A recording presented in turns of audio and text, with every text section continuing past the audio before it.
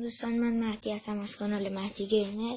امروز میخوام روش تموم کردن بازی GTA رو تو 5 دقیقه به شما نشون بدم.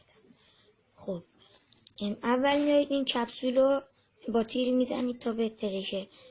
بعدش از طرف راست به سمت درخت کریسمس هم حرکت میکنید و اینجا وای میسید تا 10-20 ثانیه، فوقش هم 30 ثانیه تا این علامت واسهتون بیاد. خب